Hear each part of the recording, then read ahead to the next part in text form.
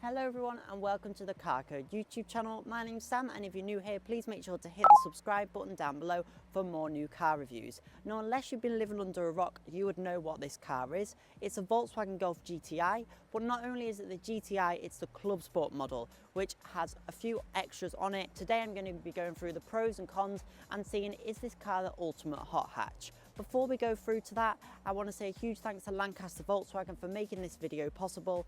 The link is in the description down below, and the link to this very car for sale, which is advertised at $39,995, is in the description. So make sure to go and check them out. Thanks again, and let's get on with the video.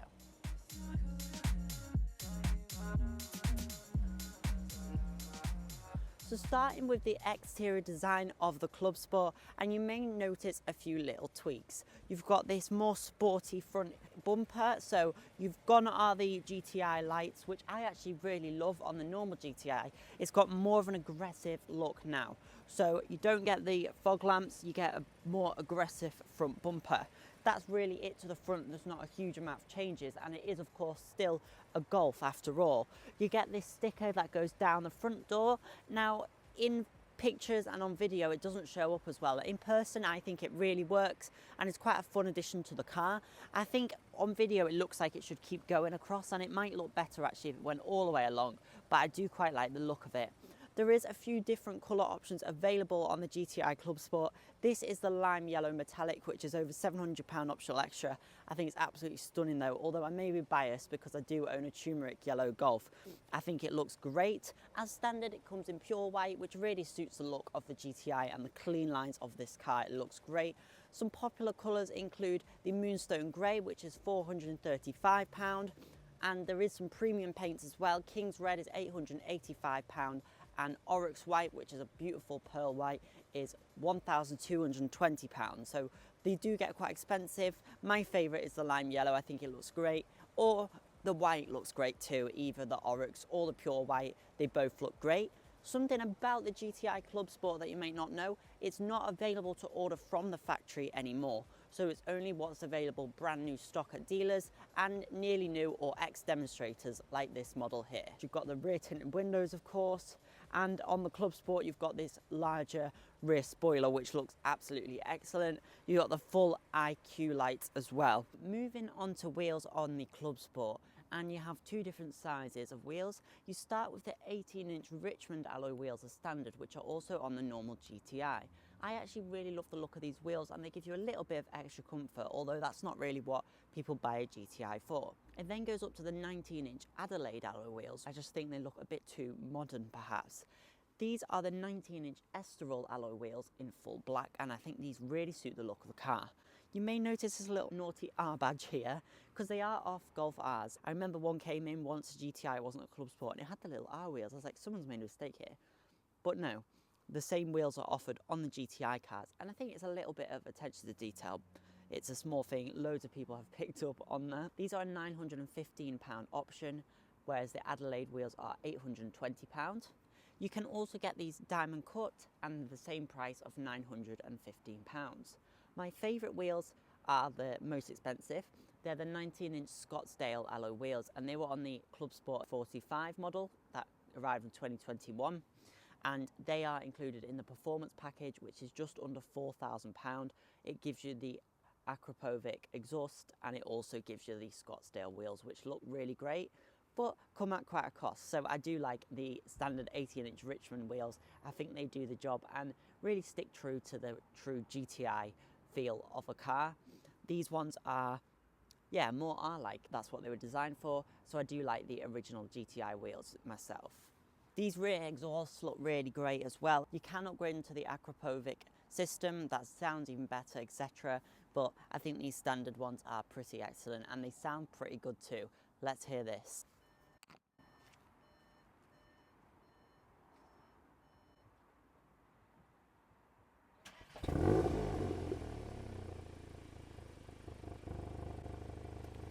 That is a good exhaust note if you tell me.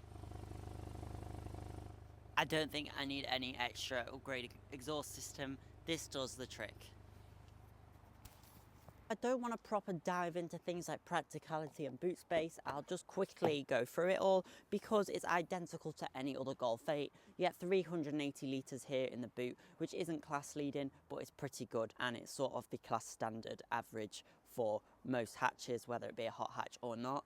And the seats go flat, so it does give you a good sense of practicality. Of course, you don't have a spare wheel, but you have a space for a spare wheel. So if you want to put one in, there is actually space for you to do that, which you don't have in cars like the Civic Type R.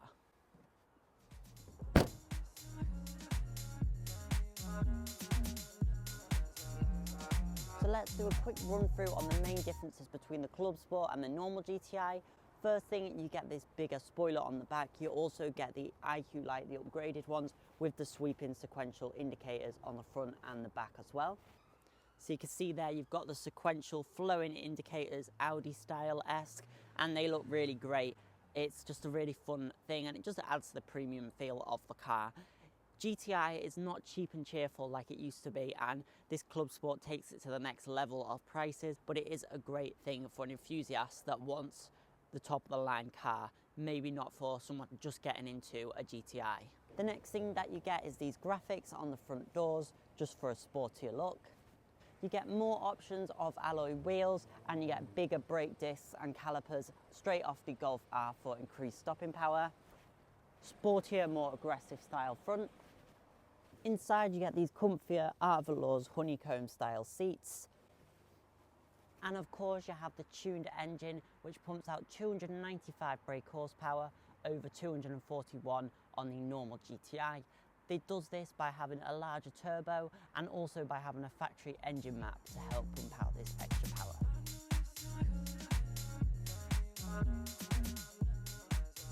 Great, so I've covered you on the exterior of the Clubsport.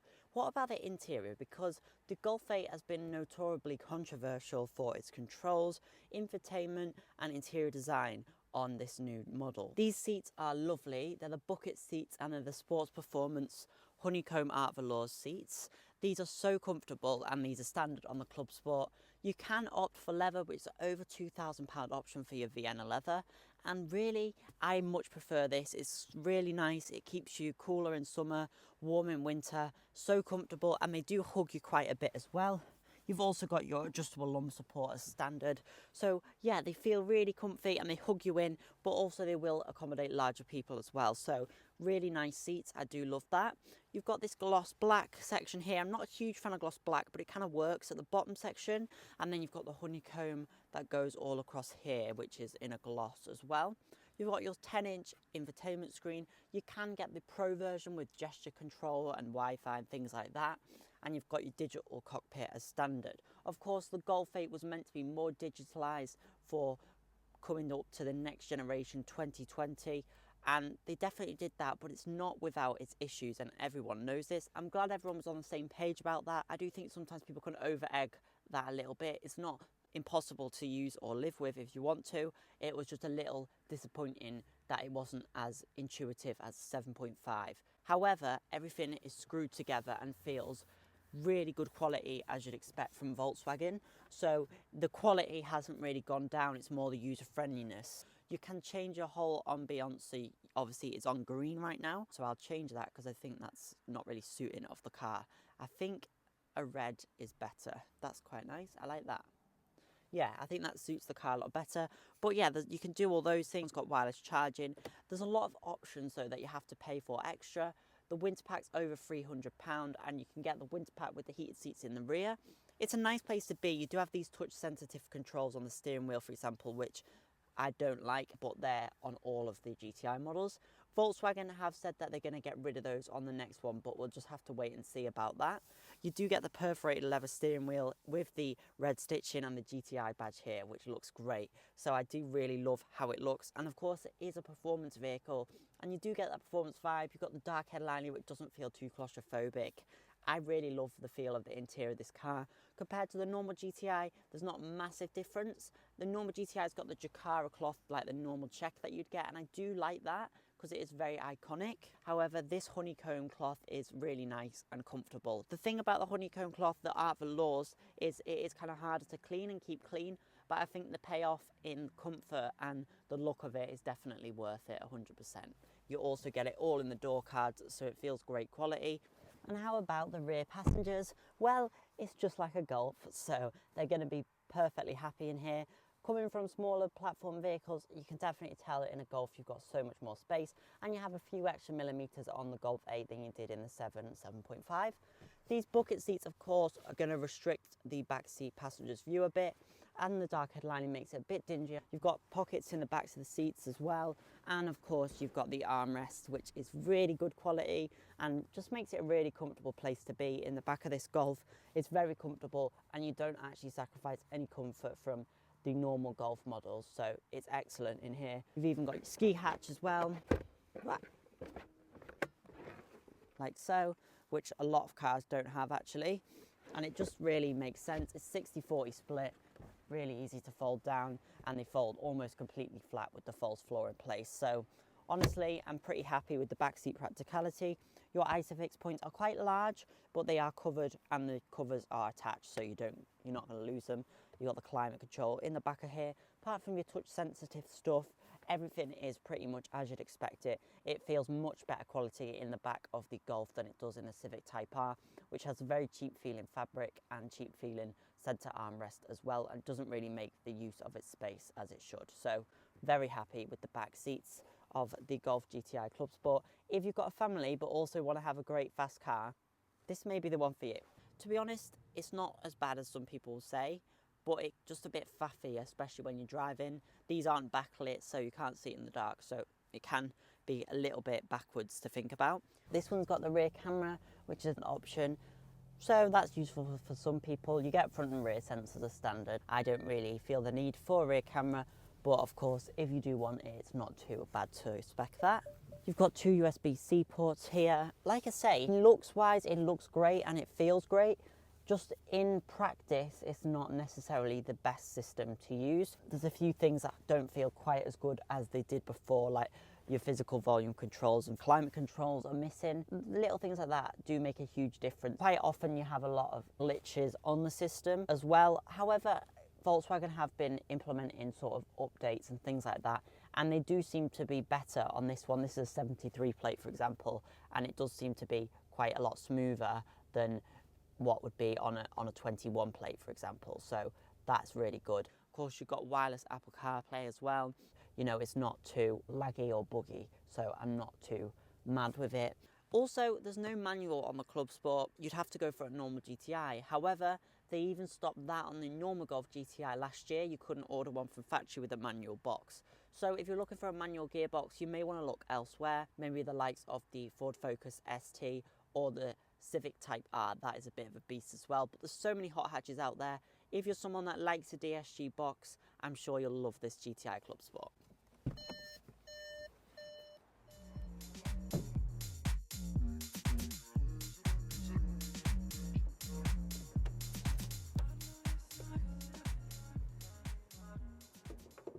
So let's see what powers the GTI Clubsport. You've got the 2-litre TSI unit, which is used across the GTI as well as the R, just with different outputs. This one has got 300 PS, and that is almost identical to what the Golf R has. However, this powers the front wheels rather than all four wheels. It also comes at a cost of around £2,000 cheaper than the Golf R's starting price. You can also get a 2-litre TSI now on the Golf R line Black Edition that pumps out 190 PS and offers 4-wheel drive. If you were perhaps looking for something maybe not needing loads of power, but you do want to have that 2-litre TSI, you can get it in other models. It doesn't have to be a full-fat GTI car. The difference between this one and on the GTI, it's got a bigger turbocharger, same turbocharger that the Golf R uses, and a few other tweaks as well. It's also had a map from factory that gives it the extra output, whereas the GTI has got 245 PS. It would have been nice to have it on hydraulics, but most cars are seeing this change back to the normal strut, and the bonnet isn't too heavy or hard to open. I do love this line. Of course, it's always stayed true, the red GTI line, and it goes all the way through the lights as well, the IQ lights. It looks really great. hopefully you enjoyed this short review on the GTI Clubsport. It's no longer available to order, but you can get nearly new ex-demonstrator and available factory stock still. So definitely something still worth looking out for. This is currently online on Lancaster Volkswagen's website. I'll pop it in the description so you can go and check it out. It's a great car. It's done just over 3,000 miles. And as you can see, it's like new on a 73 plate and great saving from the new list price as well. So it is a great car. Overall, the GTI Clubsport just adds that extra performance. It still has that GTI feel, but with a modern twist. It's sort of in between a Golf R and a GTI. Lots of people are not a huge fan of the Golf R. It doesn't really have much heritage. It's got just over 20 years behind it, whereas the GTI model plate has got almost 50 years of heritage and familiarity. And that's really what sells cars, isn't it? Is the sort of sentimental side of them and people remembering them. And this blends that and makes it new and just goes to the full extreme for GTI.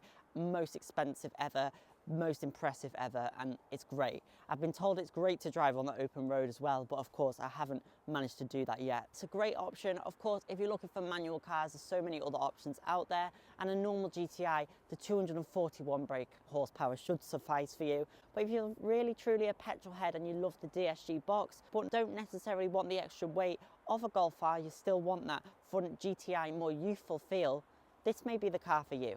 Thanks for watching this video, and thanks again to Lancaster Volkswagen. I hope to see you in my next review.